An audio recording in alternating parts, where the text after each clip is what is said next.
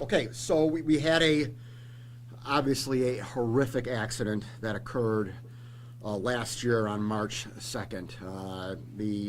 To recall, the nature of the accident was it was a one-car motor vehicle accident that struck a tree on Warner Road in the town of Lancaster at about 11:32 p.m. The vehicle allegedly was going northbound down Warner Road, and the driver lost control of the vehicle. The vehicle kind of spun around, and the back of the vehicle allegedly hit the tree. It was a 2007 Infiniti 235 sedan.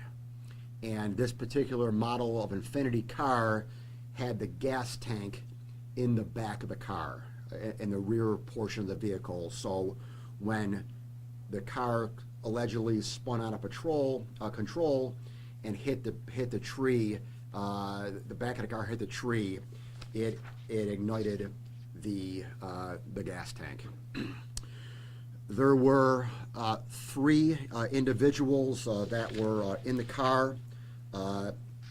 The driver was a 20-year-old, well, now he's 20, maybe 19 last year, I'm not sure, but he's now a 20-year-old Ryan Stencel, who was a driver of this vehicle, which was his vehicle.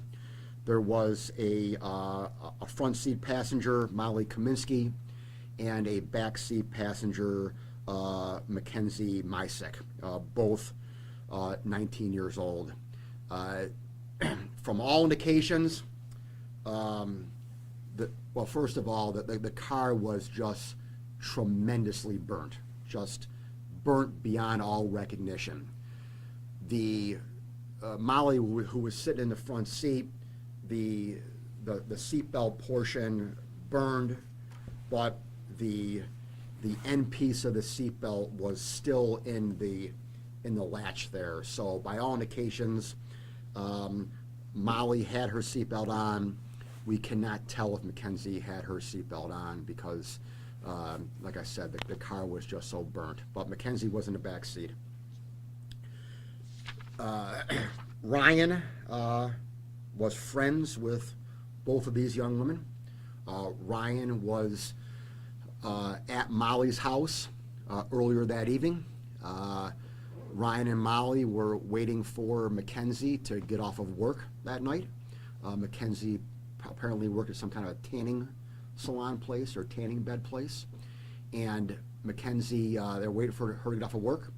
Mackenzie got off of work and then drove her car to Molly's house and left her car at Molly's house. And then the three of them got into Ryan's vehicle and were going to another friend's house in Gettsville. That's why they were driving northbound on Warren Road. And as this got a lot of coverage, obviously, last March, as we all know, the defendant, now Ryan, was able to get out of the vehicle and save himself. And unfortunately, the two girls perished in the motor vehicle. The cause of death was blunt force trauma from the initial accident of hitting the tree itself, along with thermal injuries, which in layman's terms, they were burnt. But both factors contributed to the cause of their death.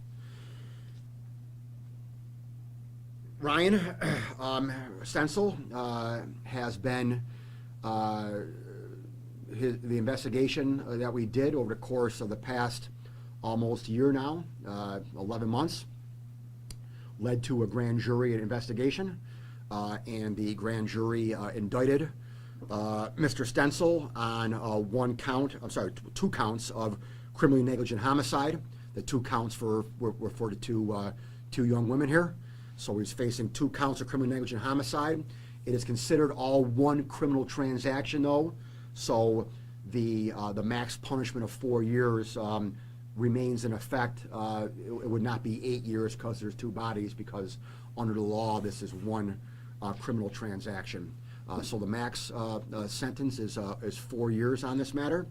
The theory, the legal theory of criminally negligent homicide was that his conduct, allegedly, his conduct being in this case the driving, was negligent.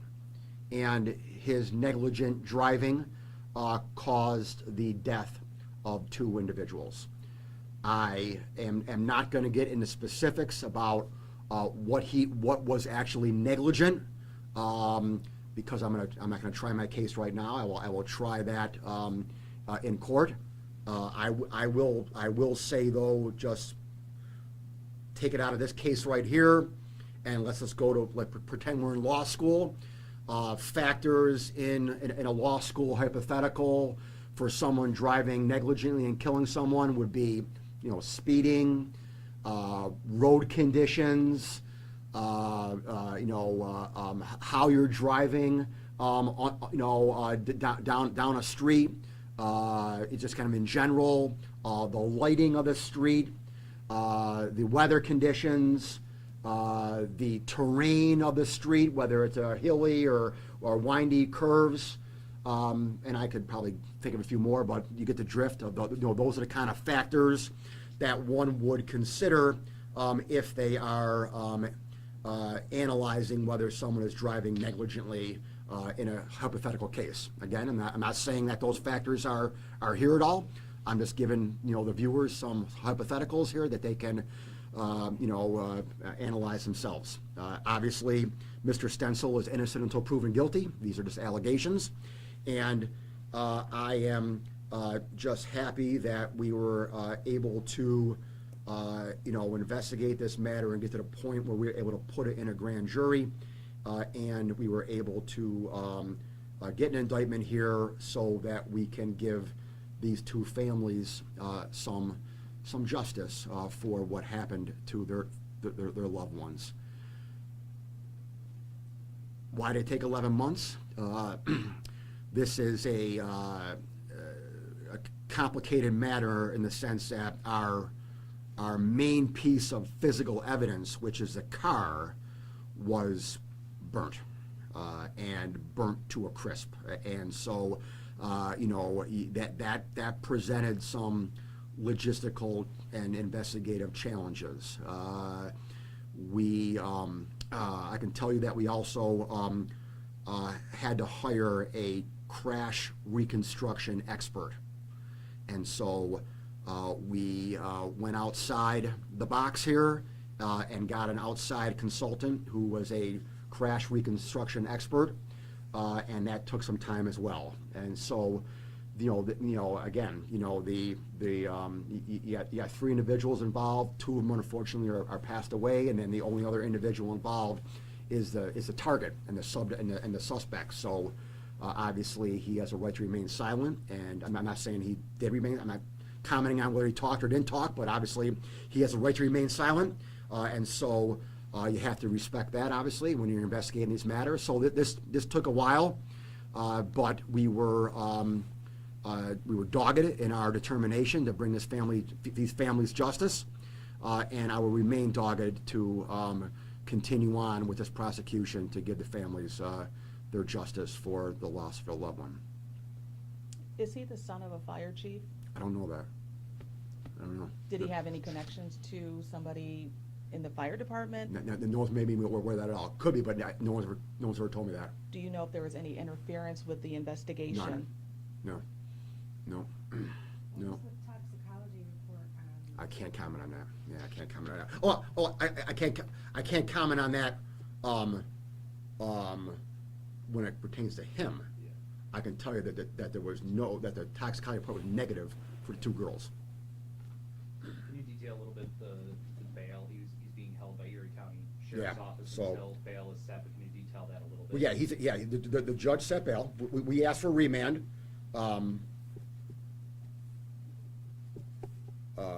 which I don't know. Some people may view a little harsh. I mean, because of the fact that this Mr. Stencel, he was friends with these girls. He knew these girls.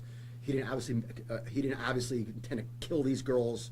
So I have obviously I factor that in, but at the end of the day, I have two 19-year-old girls who are not going to see their 20th birthday, and so that's the bottom line here. So that's why I asked for the remand. But the judge gave him $50,000 cash bail, $150,000 bond, which means he can come up with $15,000, 10% of that, and get out. And then I assume he must own property because the judge put a $500,000 property bail on him as well. I don't know if he owns property, but for a judge to do that, I assume he does. So he put $500,000 bail on the property if he chooses to use that. But he was led away in handcuffs this afternoon, and so we'll see if he makes bail. So he's led away in handcuffs this afternoon. He could possibly get out Yes. anytime soon. Yeah. But this happened last March. Uh-huh. He didn't flee the scene. You knew who it was. And why did it take so long? Because It's a complicated investigation. It's a lot of cars damage. Cars damages. You have a reconstructing what happened here. It's not overnight. You got to reconstruct how this accident happened, how the car caught on fire, what the conditions of the road were. And again, I'm not saying that there are witnesses. I'm not going to confirm or deny that, but obviously, in just a hypothetical case, some witnesses come forward sooner rather than later. but it took almost a year. It took almost a year, yeah. And The once it, defendant- Sorry. Yeah. The defendant has been free this entire time. Oh, yeah, he was there. He was never arrested. He was never arrested.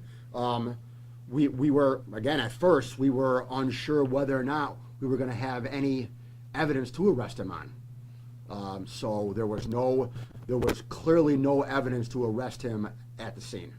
And even a few months afterward, there was still no evidence to arrest him. And so it's, again, I could have arrested him, I put the case in the grand jury a few weeks ago, so yeah, I could have arrested him a month ago. But, when a case goes, over 6 months, months and months and months, it's my MO to just put it in the grand jury.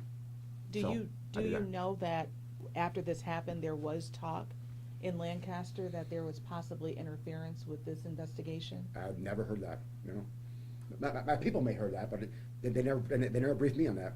Yeah, I can tell you, there's nothing to, I have not been found anything to back that up at all.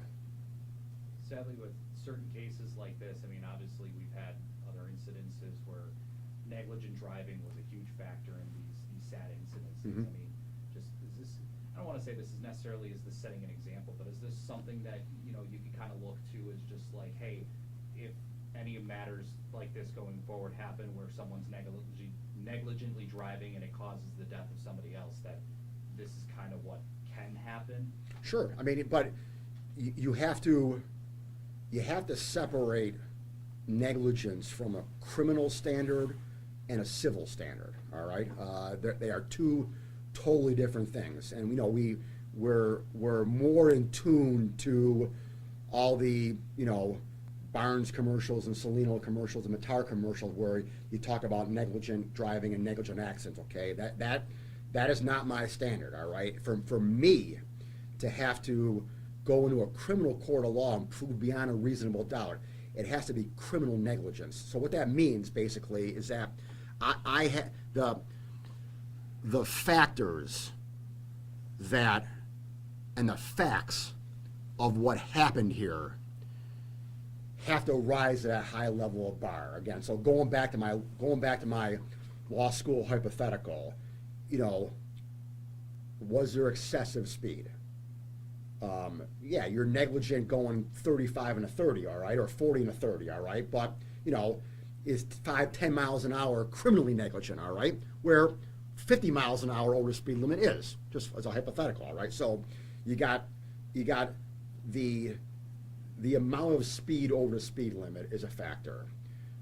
Certainly the road conditions and the overall weather conditions, all right. How bad were they, all right? If it's a blizzard out that happened over Christmas weekend and someone's driving 40 miles an hour down Main Street, all right, well that's pretty darn negligent, okay? Almost criminally negligent. So, all the different hypothetical factors that I laid out, okay, those are the things that I determine and whether or not to file criminal charges. So it's always gonna be on a case-by-case basis.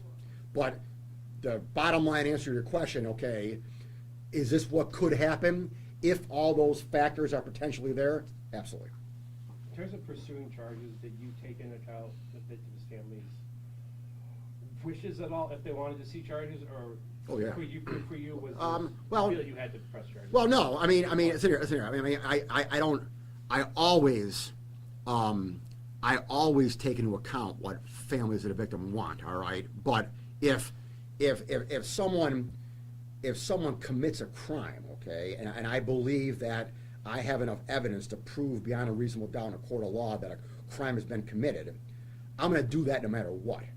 The family's telling me, the family's telling me, if the family told me that, hey, we don't want him charged at all right, I would still do it anyway, okay? I'm not saying I said that. I'm not going to say what my conversation with the family, but I'd probably still do it anyway, all right?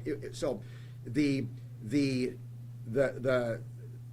conversation with the family more go toward what I do with the charges, any kind of plea or something like that. So the family comes to me and says, hey, all right, we don't want him to go to jail for 4 years, all right, we're okay if he just learns his lesson here some other way, then I'll factor that in, all right? So I tend to have deeper conversation with the family at the end of the game than I do at the beginning of the game.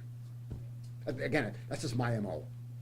Is there any further relation than other than just friends? No, between- just friends, yeah. Friends. Any idea where they were going or where they were coming Going from? to- they were coming from Molly's house. Okay. They were at Molly's house, and they were going to another friend's house, yeah, up in Gettsville, So he faces up to 4 years? yeah. Yeah, anything else? And when is he due back in for? Oh, yeah, so the judge today, which is the special term judge, it's gotta be assigned to a permanent judge. So it'll be assigned to a permanent judge, and then, that judge will schedule a next date.